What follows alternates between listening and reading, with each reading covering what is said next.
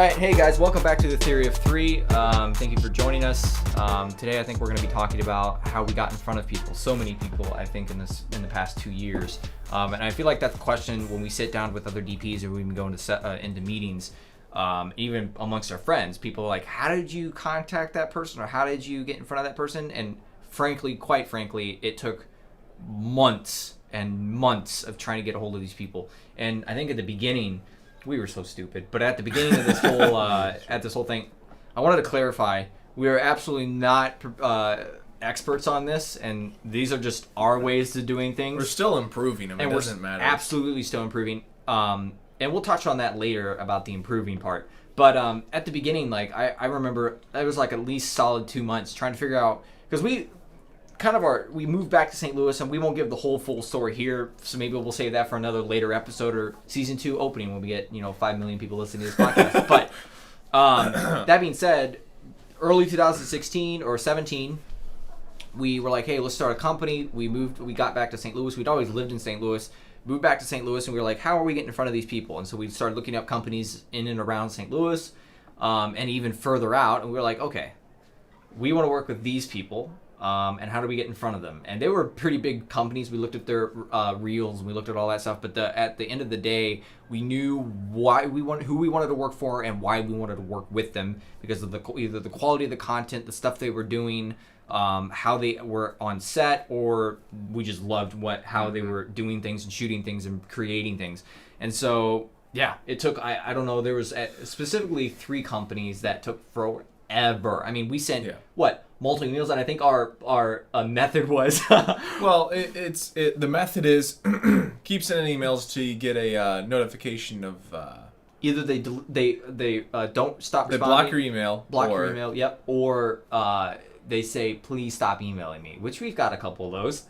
But yeah, like at the end of the day, like email as fast as you can. And I mean, honestly, that was probably not the best way of doing it. Well, we say that, but over time, the company's aspect, it changed. And so if you go back to the first iteration of emails that we ever sent out, they're garbage. They're complete cringe. They're garbage. And it's because the progression that we've had as a company, and the view that we've had, and the area of market that we're now working in is completely different than where we started.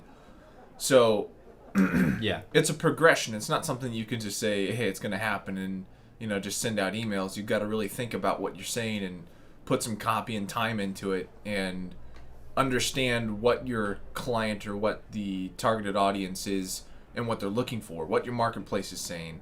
Go out and have some meetings and ask them questions saying, hey, what do you guys think about what we're doing, and where can we improve? Once you build rapport with that person, building rapport is very important. Yes. So we were so stupid. I can name 5 things right now that we could have done back then. Well, I can also name 5 different books and courses that I didn't have, and time that I hadn't spent, hours and hours and hours and hours and months learning that I haven't spent in the beginning than what I have now, and I'll continue to spend more and more time. Yeah, but like why weren't we posting on Instagram? Because that would probably been the easiest. That's taken us so long. That could have. I know. Social media.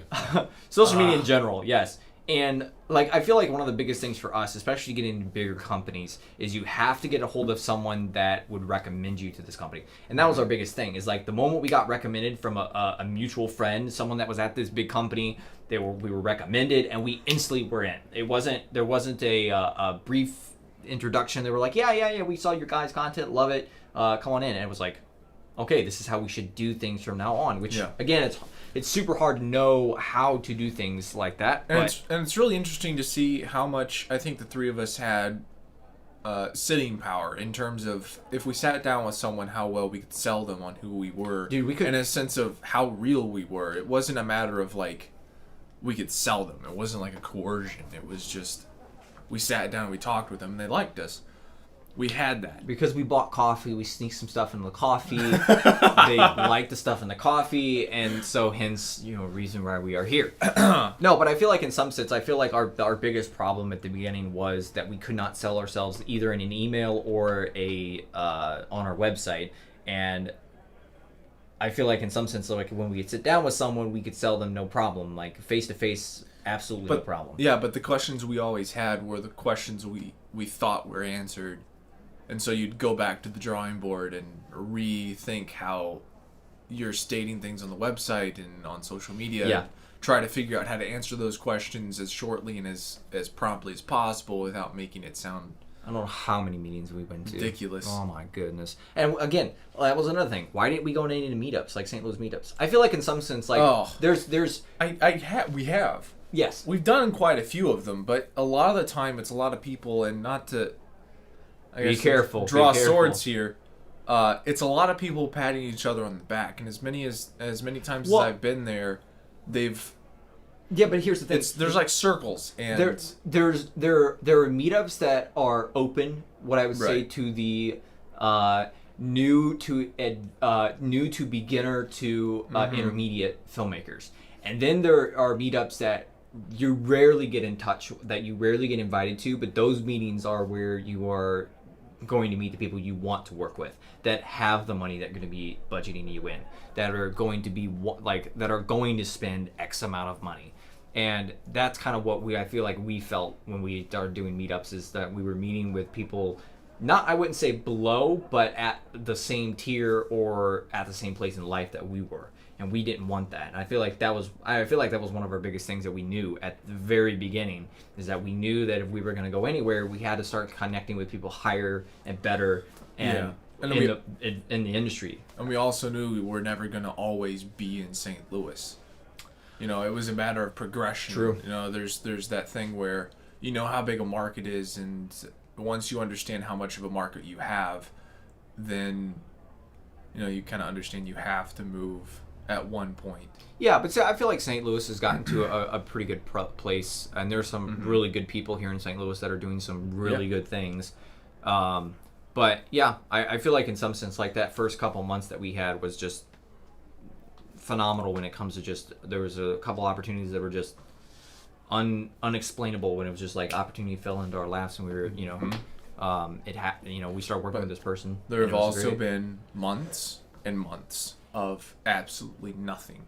Oh, you know, dude, those months still like even this year.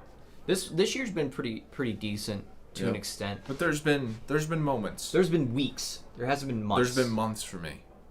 Well, you know, I mean, the company's doing what it's supposed to do, but there are still months. Yeah. You know.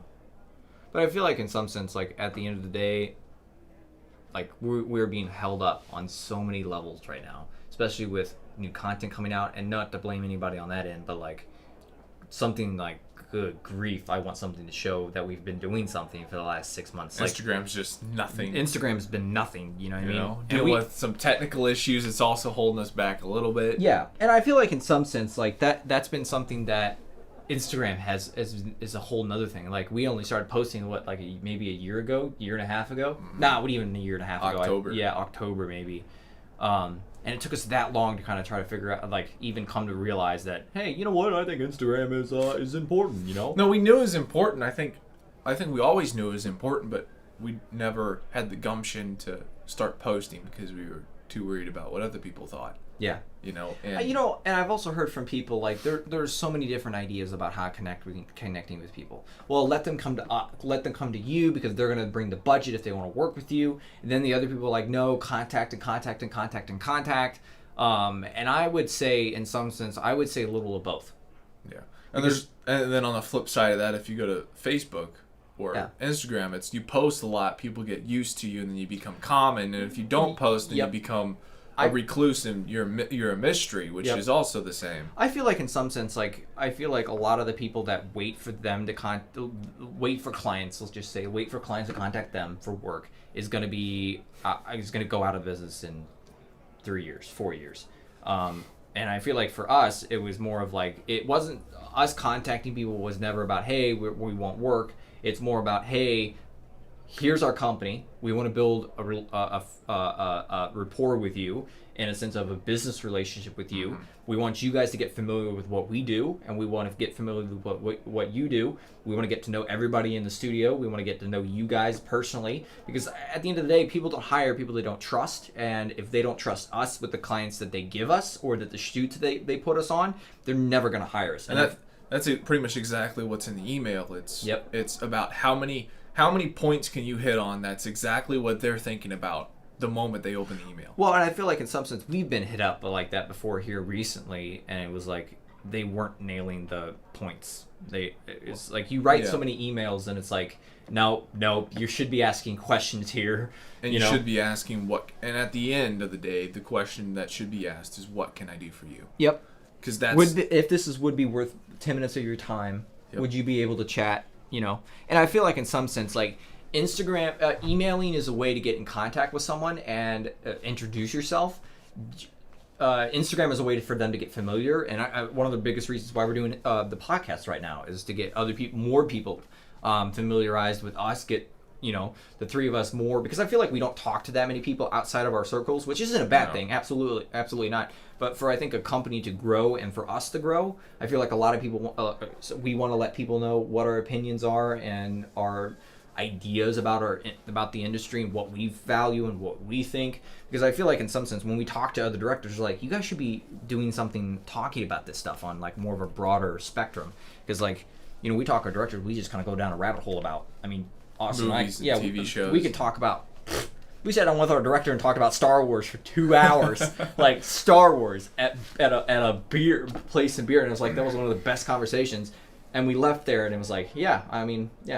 But I feel like in some sense there's a connection what happens when you start talking to someone, and you can feel the vibe that happens. And I also think is like reconnecting with people is super easy as well, especially if they see your stuff on Instagram and you're asking questions, which again we're still working on. We're absolutely horrible at posting stuff on Instagram story, even on Instagram itself, because we just don't think any of our stuff is interesting at all. Let's review that, because when you post stuff on Instagram, you're trying to post the best stuff possible. Yep. Because you're comparing the content you're about to post with the content of someone that you respect, which they're posting the best stuff that they have. And so if they're successful and they're posting everything, production and everything that's going great in their life, then you feel like what you're posting isn't worth anything. Well, it's not appealing. Right. Yeah. And that's one of the biggest things that even ourselves as creatives. I'm still getting into the mindset of documentation first and then quality afterwards, because I feel like the story for us is posting stuff on the story is more about documentation about what we're doing, where we're going, what we're doing, which again, like we're on sets. We get off a 2-day or 3-day shoot, and then we'll go, we didn't post anything on Instagram, did we? We absolutely didn't do anything. We just flunked. I don't think it's a bad thing, but I think it's also a good thing, because we're putting 100% into whatever we're doing, and we're not thinking about anything else besides for what we're doing. But I think taking pictures and taking a minute to step back and take a picture of something, it tells the world about what we do, and it helps our business tremendously. So yeah, those are just thoughts about what we do and how we operate, in a sense of just our mindsets on the idea of like how you connect with people and how you talk to people. It's extremely important. Yeah. Networking. Ugh. Networking is good, but then it can be time consuming. As a introvert, I've got to recharge after about 2 or 3 meetings, and it's like, ugh. I actually find it very, very enjoyable if I can help someone. If they're like, hey, I need this person, it's like, great. Yep. Great. I feel great. Yep. Once they're like, hey, thanks, I appreciate it. You're like, all right. Yep. There's a little bit of worth here. I feel like you can tell if a meeting's going well in the first 10 minutes at least. Because someone, and that's kind of one of the reasons why only 2 of us show up, and it's usually one of us will jive a little bit better than the other one will, and then that person will usually try to stay contact with them. Take lead. Yeah. I don't even know how that lead system works for us. So the whole lead system, it just happens. Like, depends on who they contact first, or who has the better connection, who has the best rapport with them, who's. And that's the interesting thing is there's 3 of us, and when we go to a meeting, and this I'm spilling a little bit of a bean, but when we go to a meeting, it's let's say there's two of us and we're at a meeting, and whoever has the most personality or the most likeness as to that person and they click, then that person would be lead because they're going to have the most rapport with that individual. Yeah. People like other people that are like them. Or that they want to be like. That they want to be like. And so if you can imitate someone to a point where, I'm not going to go there because we're going to go off on this rabbit trail of building rapport. Just watch Tony Robbins. That's it. Yeah. Tony Robbins, Gary Vee. Really good guys. Aaron Cardone. Yep. Yeah. Yep. Wow. Well, that's been great, guys. Well, we'll catch you. Yeah. Even again, we were trying to talk about what we were going to talk about this podcast, and we were just all kind of blanking on the idea of what we would talk about. Austin, do you have anything to add? Yeah.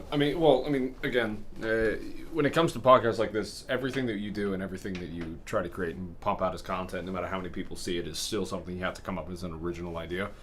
So, with us sitting here right before we, hit record, it was literally just like, okay, what are we talking about? What are we talking about? What would they See, find there's interesting? no plan for this. And again, that same question came up. What do they find interesting? Mm-hmm. Yeah, because it's always subjective. Everybody finds something that's unique and more or less interesting. Than the other person, and so therefore they have to, you kind of have a decision. I mean, obviously those that are listening to this are going to, think like, oh wow, these guys are highly intelligent. They're just, the 2 or 3 people that are listening. the 2 or 3 people, our 2 or 3 followers. But yeah, I mean, that's just pretty much the way it is. I mean, with everything that we've ever made, really, it's been that same concept of, what will people find interesting, what will look good. What would be different? Yeah. And I feel like in some sense, one of our directors here and that we've been working with a lot here recently has been pushing us to do more stuff that is different, that is outside the box, that's not like Rick. He had always said anybody could do that. You know what I mean? Yep. And I never thought about that. You know what I mean? I'm more of a person. I was telling Austin when I saw that is. I'm more of a person that chases frames, which I absolutely love when I see a good frame of a mountain or the ocean or a sunset or something like that, and it's beautiful, or a frame in a movie or a frame in a commercial, and I'm like, dude, we need to go shoot something exactly like that. But that whole concept of chasing frames or doing something original or doing something that someone else has never thought of is something that's intriguing as well, and that's something I've been learning the last month and a half at least. Trying to think of, do something interesting, do something more original, don't copy so much, which I don't know, nothing's new under the sun, but at the end of the day, coming to something, what does the story demand? What does the story want? What is it driving at? And then how can we help tell that through, what we do? True. That literally reminded me, and I apologize to any of our listeners out there that don't like 2.5 Men, but there's a scene that Charlie Sheen and Alan do where it's like, Alan, I heard you're a chiropractor. Yes, I am a chiropractor. Charlie? Yes, he's a chiropractor. I write children's songs. Alan? Yes. He writes children's songs. That's so stupid. It was such a good scene. But that's what it reminded me of you. I was like, no. You were like, yeah, it's true. It's true. Yeah, it's true. News. Anything about news that we've talked about recently? No. How much has been happening in the film industry, tech-wise whatsoever? I mean, it's been pretty. Sinning Gear happened. That was kind of the big hype. And then it's kind of dove off from there. It's been a month ago. Yeah, a month and a half ago. I know Mitch Gross from Panasonic was posting pictures today of Panasonic's new, I guess, alpha testing their Panasonic 8K. Huh. Yeah. Well, I saw Best Buy was selling 8K screens. Yeah. It's the most bullshit thing, but yeah. Well, nothing can output to that, dude. I don't know. Any more and more recently, I've really been enjoying finding I'm actually really curious about these the new TVs that are obviously you've got the the curved, and then you've got the ultra HD, whatever else, and then you have true 4K, and then you have the HDR. Yeah. Well, there's that new which at some point we will yeah, show what's it you because most of those screens are in our studio. Yeah. We have You know, we have all those. So No, they have a new type of technology for HDR. So you can just get a standard 4K screen that has this new version of HDR to true color, and you can get it as an what do you call it? An ISP, or what's it called? I can't remember now. As in true color, like true color monitor, something that color graded would color grade off of. So you can see things in true color, not like the fake version or like a high def. No. It's real, and I thought that was really cool that they're actually coming out with that, because I remember talking about that with you guys a couple of years ago about how, you know, even though they had these big beautiful 60 or 65 inch 4K screens that are HDR, you can't color grade off of them. I mean, you can use them as reference monitors to look up at the screen. Which they're fantastic for reference monitors. Yeah, we've got one up, like we got a 16 inch up above our editing suite, and I'm joking, by the way. You know, I have to tell you a little secret. Our motto or our catchphrase around the studio is, when we get money, we will, and then it just ... etc. No. So etc. Yeah. Anytime that someone just suggests something like, "Hey, you know what? We should probably do that." It's like, yeah, when we get money, we will. That's our catchphrase. That's our literally statement for everything. Which again, like, I'm super happy with where we are, but I want to do more. It's just a fun little line to throw around. And yeah. So again, our Venmo is Brothers3 at accounting, and you can send us your donations as soon as possible. It's not even a fake address. It's not even an address. It's just made it out there. Yeah. PayPal is we need all the money and support you can give. Family and friends, no pressure, but but start running a charity. You know what I think we need? Yeah, I think what we need to do is turn Brothers 3 Studios into a non-for-profit. Hey, Start start getting grants. Start getting grants. Yep. Yeah. Help Three Brothers film stuff. Yeah. No, it's called Help the Brothers. Yeah, we could just rebrand. Yeah. No. Just make another company. Just Help the Brothers. Help the Brothers. Yeah. True. But yeah, I mean, in other like news and stuff like that, I mean, I've been seeing some stuff that have been. I mean, obviously, Toy Story released at 4,500 theaters across the U.S. How much was the opening destroying it? I don't actually know. All I know is they're absolutely blowing through the box office. So I mean, good for that. I mean, I'll probably go see it once it comes out on DVD or something like that. Yeah. Yeah, I mean, in other news, honestly, the only other thing that kind of piqued my interest would have been what's it called? The Peanut Butter Falcon. Yeah. So what the? Yeah. So the film is from the Nantucket Film Festival. Oh, okay. And it won alongside of another one about that was made. It's about the Middle East, I think. But yeah, it's basically Shia LaBeouf meets Mark Twain. What? That's what it is. It's like Huckleberry Finn. Oh, I saw that. Yeah, it's just do it. No. I don't really know how to describe it, but it is so stinking good. Is it the trailer makes me want to see it? Is it the one with the disabled kid? Yes, dude. I watched. I saw the ad. I saw the ad on you call him a YouTube. disabled kid. I watched the ad on YouTube, and I watched the entire thing. I know Kurt Austin's joking up about this, but disabled kid. Disabled kid. What's wrong with He's not disabled. He's not disabled. Shia LaBeouf? No.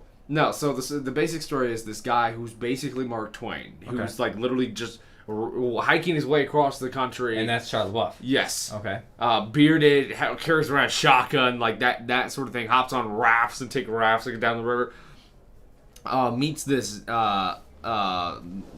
woman guy or this young boy. It's technically like a middle-aged, like a teen, I would say, a teen to 20-year-old guy with Down syndrome. Okay. And the guy wants to do all these different things. Well, his dream is to be a boxer. Like a WrestleMania character. Okay. Yeah, and so like the name of the film is actually the name he picks out because he loves peanut butter, and so he names himself the Peanut Butter Falcon.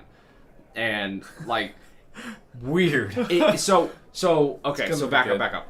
Do you guys remember the film that was starring Daniel Radcliffe and or Swiss Army Man? Swiss Army Man. Yeah, Swiss Army That Man. was such a weird. Swiss Army Man. Swiss Army Man. That film, that feeling that you got watching that is the same feeling I got from watching this. Except it's real and there's no like weird stuff that's happening. So like farts and shit. No. It's so good. I cannot describe to you how stinking good it is. And the best part is, what's it? I think in the story, Is it a shorter feature? It's a feature. Good. Yeah. God. And this the boy with Down syndrome, or the guy with Down syndrome, his sister comes searching for him, Of course. searches all over the place and like gets super mad and ends up going with them on this stinking trip. Of course. How old is she? About his age? Oh yeah, Yeah, obviously. yeah. We I all mean, know that. hi. I couldn't have predicted Hey. No, Gotta but be quiet, it though. is such a stinking good trailer. And for those that are listening, definitely go and watch it if you haven't seen it already.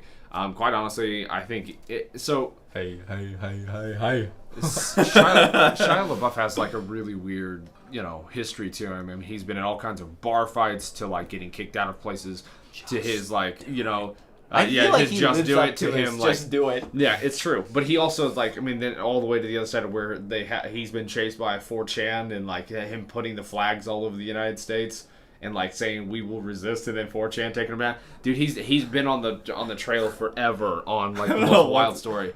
But when he does do a film every once in a while, I absolutely enjoy it. But it's he's like enjoy it. Mel Gibson, He is he kind goes of a little crazy and then he comes back. Yeah. He But goes off. like, Never mind. I don't know. I just feel like I really do think he's a fantastic actor. Like I've seen a lot. Now, obviously, first film I ever saw of him that I actually paid attention was the first Transformers, which I absolutely loved. And a lot of people are gonna hate on it, but I don't care. I absolutely love the first Transformers. It's because I don't even remember It was it. like, I don't know how to describe it. No. His classic no. But it just had something really, really special about it because they took a character like Sam Witwicky and they just let him play the role, and he just ran with it. I mean, this is not long after Raiders of the Lost Ark, and that whole Indiana Jones skull. Crystal Skull. Crystal Skull. So that was shot in 2004. And so, or 2003 and 2004 it comes out. So it's just like this whole process of just seeing his development as an actor. So I'm really excited to see what that turns out to be. I can't actually wait to see it. I don't know if it's coming to theaters though. It is. But I'll probably go to Vimeo as like a paid thing. I Yeah, don't true. know how most of those films. I don't know how most of those. Go to films Vimeo. will. What is it? What we were talking about? Toy Story did 118 million first weekend. 118 million. Is that pretty good? or good. bad? That's really good. That's Well, really the good. Dark Phoenix was a 33 million. Yeah, but it was Dark Phoenix. End of short break from this rabbit trail. I'm gonna We regret have it. opinions, okay? Yeah. You should just bleep that out, and then I'll just. Start. Hold on, And hold by on, the hold way, on. we did talk about last time we did a podcast about Men in Black International. Yep. And I completely agree with a certain article that I read recently. Yep. That the only reason why it failed was because Will Smith was not in it, and I completely agree. Absolutely, You can't beat that You guy. You cannot do. It would be just as sacrilegious to say like, hey, let's put a white dude as a lead in like Bad Boys. Yeah. Like. Hell no! Like that doesn't make a bit of sense. No. Well, the only person that could probably pull it off, that would be like a really good, funny side in to it, would be like Will Ferrell. I could see him being like the dumb big It's white still like wouldn't- dad that comes No, shoveling in. the problem is it's like Men in Black is a franchise, and even Bad Boys is a franchise that it's like Deadpool. You can't replace Ryan Reynolds. However, However anybody Yeah. else wants to do it, you cannot replace the stupid, horrible humor and despicable at some point, but good in a sense of the genre. Mm-hmm. But like you just can't replace it. Will Ferrell just nailed the acting in the role of Men in Black, and you just can't replace it. Will who? Will Smith. That's what I said. You said Will Ferrell. Did I say Will? Yeah, Ferrell? you did. Will Smith. But yeah. If you hear a really weird noise, we're just trying to get more running time. we're just all sitting here just waiting for 30. You hear soft jazz in the background. Like, what's happening? Elevator music. No, I'm literally just gonna put elevator music right now. Yeah, you should. Just ever since right now. We're trying to hit that revenue mark, so Yeah. just bear Which bear obviously with there's us. a revenue It's mark on statistics. that. It's Bear with statistics, us, you know. yeah. Bear with us. Hold on. Coming with stuff to talk about. Yeah. Yep. I don't know if we've ever talked about films that have inspired us when we were younger. Have we ever talked about that? Yes. We did talk about that? Not on the podcast. Not on the Yeah, podcast. we talked about Narnia and Did we? like the whole yes. That was like actually one of the first. He listened to all of them. How do you not remember that? I don't think so. Dude, that is. But then one my of the brain things just my brain's done anyway. True. You know, True. I don't have much RAM up in here. Hey guys, well, thank you guys for joining in and listening to our horrible ideas about what to do. Hopefully, there's a nugget of truth in there somewhere. Yeah, we'll catch you next time. You guys can follow us on any platform that has podcasts, Spotify, Google, iTunes, any of those. So go check us out. Leave us a like. Rating is super important for getting other people to listen to this. Yeah, thank you guys, and we'll catch you next time. Peace. Yeah, there you go. All right. All right, note to self: don't let Philip end or start Ever. What the hell?